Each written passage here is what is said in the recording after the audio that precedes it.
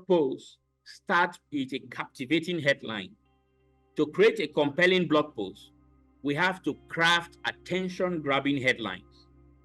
Headlines that are not deceptive, but are capable of grabbing the attention of your targeted readers. Then we need to look at the structure of the blog. We use clear, organized structure with headings, subheadings, and bullet points. If you realize this, you find out that what makes it difficult for you to consume blogs or writing is because of the unstructured manner they come. So we need to be able to write our content in such a way that it is quite, I would say, deceptive to be short. By the time you segment your content into clear headings, right, into a structure of clear headings and bullet points, it makes the reader feel like it's a short content. But we could have a short content that is structured, but that short content becomes a long content if it's not structured. The last but not the least, we need to write in a conversational tone. Recall that you are talking to somebody, right? You are communicating with somebody who isn't listening to you talk vocally, who isn't seeing your demonstrations.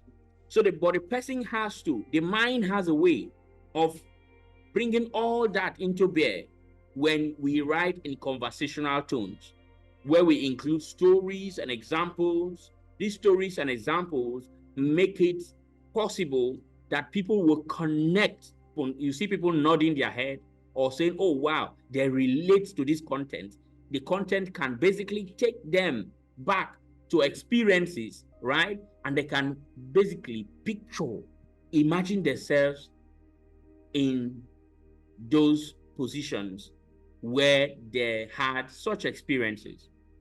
Imagine writing a content about the most embarrassing thing that happened to you.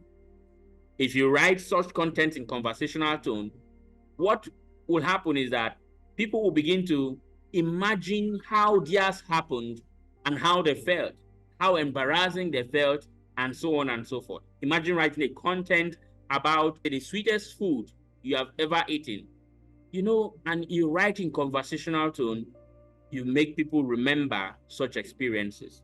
One very important content you will need to ensure that your blog makes or communicates the right message is designing engaging visuals.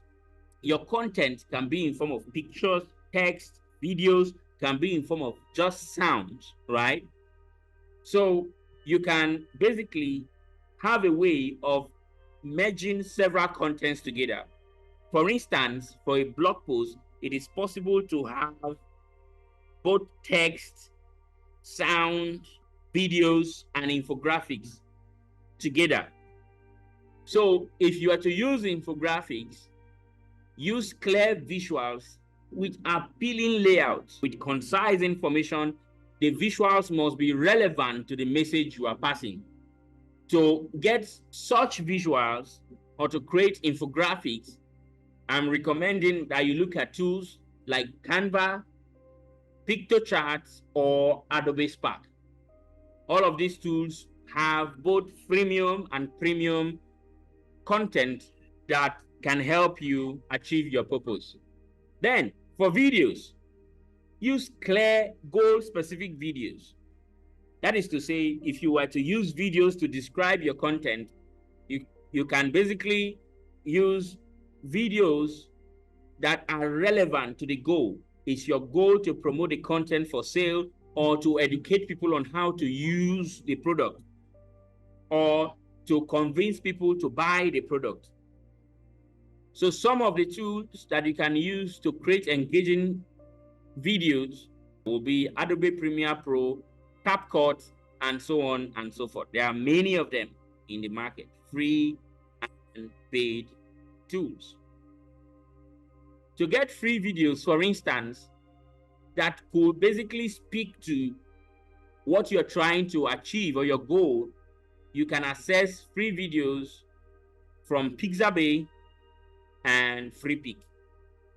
You can use quality images and images that match your content. For instance, it won't be funny if you're talking about a recipe for a food and you have a picture of you on a horse.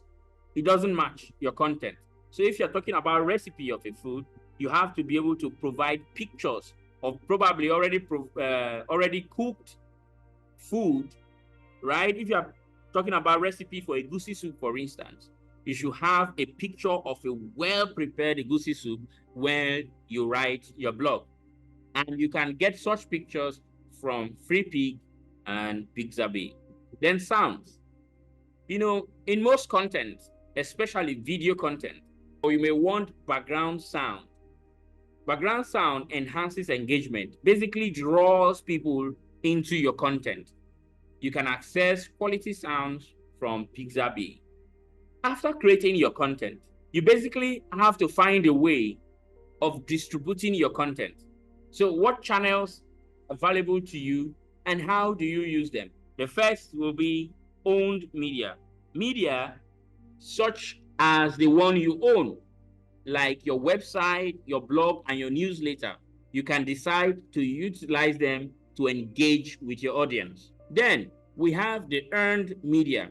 The earned media here will be the use of social media sharing and guest posting, where you encourage people who engage with your content to share your content and ask people to guest post. Some of these strategies have been used by several organizations.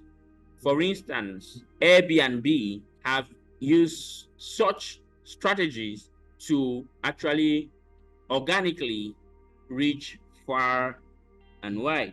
Then we have the paid media.